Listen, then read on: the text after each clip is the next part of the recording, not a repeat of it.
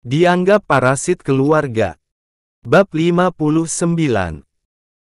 Aku perhatikan, mereka ini beneran lagi stres dan haus perhatian, selain mereka yang ingin melampiaskan hasrat demi mendapatkan kepuasan. Pantesan lanang wedon sama-sama gatel.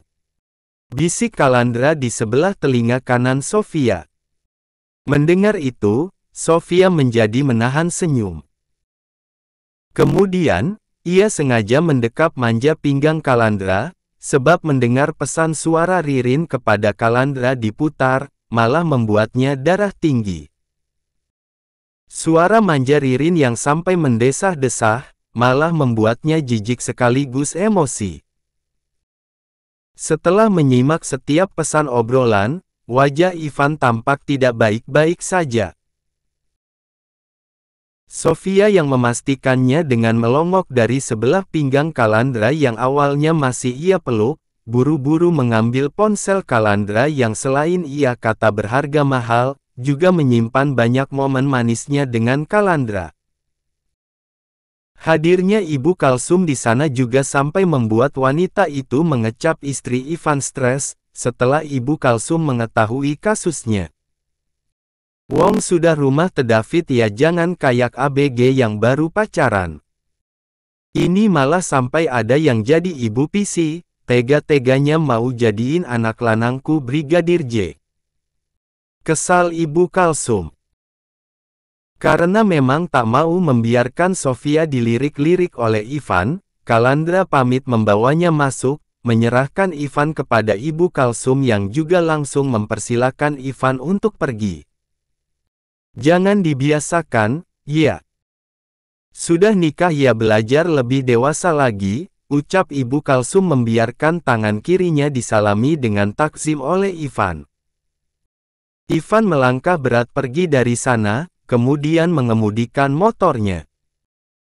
Namun sebelum itu, pria berkulit kuning langsat itu terlebih dulu menggembok pintu gerbangnya sesuai titah Ibu Kalsum. Datang enggak diminta ya, pulangnya juga enggak usah diantar, ya, seru Ibu Kalsum. Aku kan bukan jae lengkung, de. Keluh Ivan lemas. Ah, kamu saja enggak lebih baik dari jae lengkung. Sudah kaya keluarga, sudah nikah lama sama istrimu, masih saja enggak tahu watak si Ririn itu. Balas Ibu Kalsum sewot. Setelah mengetahui kenyataan yang sebenarnya, mengenai kelakuan istrinya saja sudah sangat membuatnya lemas karena kecewa, malu, bahkan jijik. Nah, sekarang ia sampai diusir oleh Kalandra maupun Ibu Kalsum yang awalnya sudah ia David P. keluarga. Tak kunjung keluar dari kamar Sofia, Ibu Kalsum yang penasaran apa yang terjadi di sana, sengaja masuk dengan hati-hati. Ketiga orang di sana kompak tidur. Kalandra tidur di pangkuan Sofia, dan di sebelahnya ada Daim yang tak kalah pulas. Sementara itu, Sofia yang turut tidur, melakukannya sambil duduk selonjor. Sofia menyandarkan tubuh maupun kepalanya pada sandaran tempat tidur. Adanya bungkus obat sekaligus gelas berisi sisa teh manis di nakas sebelah Sofia, menegaskan Kalandra yang dikata Sofia tengah kurang enak badan, sudah sempat meminum obat. Ibu Kalsum mengembuskan napas lega. Syukurlah, yang sekarang jauh lebih bisa urus sekaligus manjain kamu, Mas, lirihnya yang kemudian keluar dengan hati-hati. Sekitar 1 menit dari kepergian Ibu Kalsum, Sofia terbangun dengan cukup terkejut. Kemudian ia memandangi wajah-wajah di sana. Ada 2 wajah laki-laki yang sampai detik ini menjadi kedua laki-laki paling berharga dalam hidupnya. Senyum indah terukir manis di wajahnya. Ia sengaja menarik selimut yang menyelimuti tubuh keduanya, meski Daim sangat sulit dan tampaknya anti dengan selimut. Bocah itu sibuk berusaha menepis selimutnya, membuat Sofia sengaja membebaskan bocah itu dari selimut. Sorenya, sekitar pukul 4, Kalandra membawa Sofia pergi ke rumah orang tua Bilqis yang ada di kecamatan sebelah. Mereka tak sampai membawa Daim karena Daim dijaga Ibu Kalsum dan juga sang suami. Jika melihat David Pandatar cenderung tak rela dari orang tua Bilqis, tak hanya Sofia yang merasa kedua pasang paruh baya itu tak rela. Sebab Kalandra pun turut menyadarinya. Di rumah gedong terbilang mewah walau tak semewah kediaman Kalandra apalagi orang tua Kalandra, kehadiran Sofia dan Kalandra sampai tidak diberi minum. Terlepas dari itu, orang tua Bilqis tampak sedang kurang enak badan. Pak Iman selaku orang tua Bilqis dan kebetulan duduk berhadapan dengan Kalandra yang duduk bersebelahan dengan Sofia, sengaja berdeham. Pria itu menatap Kalandra dengan tatapan sangat sungkan. "Rumahnya gimana?" Sofia yang cenderung menunduk, melirik wajah Kalandra yang berangsur mengernyit. "Rumah yang mana, Nggih, Pak?" balas Kalandra santun. Namun, Sofia yang masih diam yakin, yang dimaksud Pak Iman itu rumah Kalandra dan Bilqis. Mungkin semacam minta jatah pembagian. Tapi Mas Kala sama orang tuanya bilang, itu murni pakai uang Mas Kala dan orang tuanya. Oalah ini bakalan jadi sengketa, padahal tuh rumah malah bakalan jadi rumah makan buat aku usaha. Batin Sofia ketar-ketir apalagi seperti yang ia pikirkan, orang tua Bilqis sungguh meminta jatah rumah. "Gini loh, Nak Kala," ucap Ibu Lasmi, mamahnya Bilqis. "Bilqis kan sudah meninggal, dan kamu pun mau menikah lagi. Sementara sekarang kamu tahu, Zahra sedang kuliah kedokteran dan memang butuh banyak biaya." "Maaf, Bu. Kok jadi bahas begitu?" sergah Kalandra masih santun. "Nah benar, Nak Kala. Biar Nak Kala tahu, dan kalau bisa, rumah itu dijual saja," balas Ibu Lasmi berusaha meluruskan.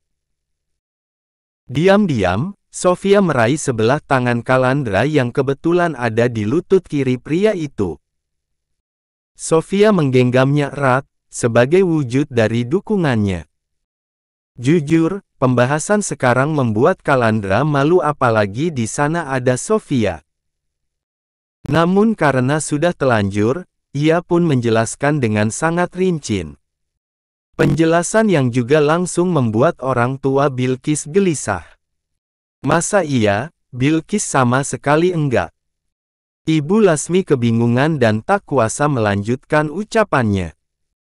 Ia menatap sang suami yang detik itu juga balas menatapnya kemudian mengambil alih pembicaraan. "Bukannya 5 tahun selama pernikahan kalian, Bilqis juga kerja?" tanya Pak Iman. "Berat kalau sudah begini ceritanya. Di mana-mana yang namanya uang memang sering jadi seton." Batin Sofia yang kemudian berdeham, tapi karena Kalandra balas berdeham, ia memutuskan untuk diam. "Pak, Bu. Begini. Maksud kedatangan Mas Kala dan saya kemari kan untuk mohon izin sekaligus restu. Rasanya kurang pas kalau Bapak dan Ibu malah membahas yang lain apalagi semacam gana gini. Sedangkan aku yakin, Mas Kala bukan tipikal yang akan memakan penghasilan apalagi harta istri." Sofia tetap bicara walau Kalandra nyaris bicara. Hanya saja, kali ini ia tak sampai meledak-ledak. Sofia bertutur lembut, menatap setiap pasang mata di hadapannya syarat pengertian. Ia dapati, kedua sejoli tersebut yang menjadi terlihat makin gelisah sekaligus kesal. "Setahu saya, semua barang Mbak Bilqis pun sudah diangkut. Mas Kala hanya simpan beberapa pasang pakaian sama foto." Sofia melirik ragu sang calon suami yang walau tidak menatapnya, tapi tetap balas menggenggamnya. Kalandra jelas memberinya kesempatan untuk berbicara. Dan, ini mohon maaf ya, Pak, Bu. Andai memang terasa berat, kenapa tetap dipaksakan? Kenapa tetap dilanjut dan kenapa enggak hidup semampunya saja? Juga, andai pun Mbak Bilqis masih ada, apa ya kalian akan melimpahkan semua beban itu ke Mbak Bilqis yang jelas-jelas sudah berumah ke David dan otomatis tanggung jawabnya sekaligus urusannya sudah beda. Sofia masih berbicara dengan sangat hati-hati. Andai pun Mbak Bilqis mau, apa ya Bapak sama Ibu enggak kasihan?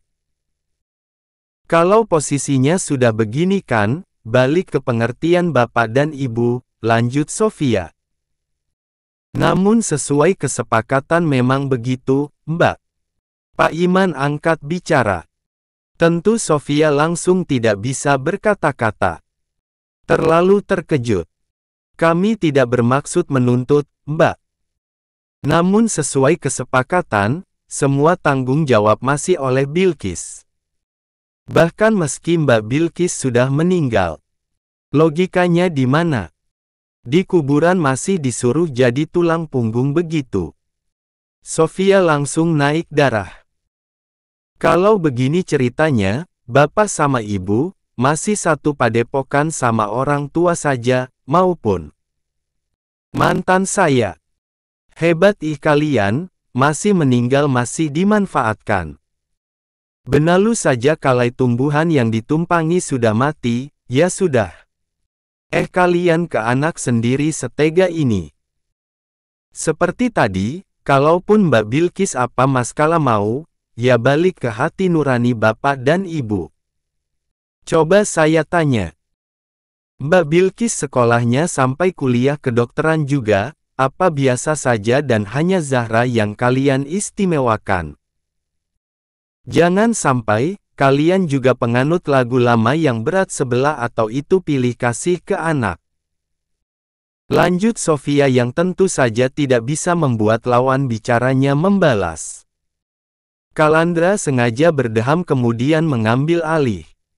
Begini Pak, Bu. Walau Bilqis selalu kerja, kan tiap gajian ditransfer ke kalian. Malahan kalau kalian minta lebih, sengaja saya tambahi agar Bilqis enggak sibuk cari pekerjaan lain lagi. Malahan alasan Bilqis meninggal. Karena dia kecapean. Air mata Kalandra lolos bersama dadanya yang mendadak terasa sangat sesak. Kalandra menghela napas pelan sekaligus dalam, demi meredamnya. Saya sudah melakukan segala cara untuk memuliakan hidup almarhum, tapi karena almarhum tidak mau menjadi anak durhaka seperti yang selalu kalian ingatkan, saya benar-benar tidak bisa apa-apa. Kenyataan kini juga turut membuat Sofia menangis. Sofia paham dan bisa langsung membayangkan apa yang Kalandra sampaikan. Bisa jadi, sebenarnya Bilqis juga 11-12 dengan Sofia yang masih sangat memanjakan keluarga. Namun jika melihat keadaan Bilqis, tampaknya Bilqis ini versi perempuan dari David. Sofia yakin di masa lalu, Kalandra sudah tegas dan sampai turut membiayai keluarga Bilqis. Namun semakin banyak uang yang Kalandra maupun Bilqis berikan, tampaknya permintaan dati keluarga Bilqis juga makin tinggi. Terbukti sebelum ini Kalandra berdalih, walau nantinya pria itu akan mendidik keluarga Sofia yang sudah keterlaluan, dengan keras. Kalandra melakukannya demi kebaikan bersama karena apapun yang terjadi, Kalandra juga menyayangi keluarga Sofia. Jadi kalau Bapak sama Ibu mau hitung-hitungan, apa yang harus dihitung? Yang mau dihitung, apa? Gimana Bilqis masih ada gana gini, kalau gaji tiap bulan saja, dan sampai saya tambahi, sudah langsung ditransfer ke kalian. Bilqis kan bukan mesin pencetak uang apalagi harta. Suara Kalandra nyaris tak terdengar, saking emosinya. Ia membiarkan air matanya dan malah Sofia yang dengan telaten menghapusnya melalui tisu dari tas bahu wanitanya itu. Bilqis memang punya beberapa set perhiasan termasuk mas kawin. Itu murni saya yang belikan, tapi semuanya juga sudah saya berikan kepada kalian, kan?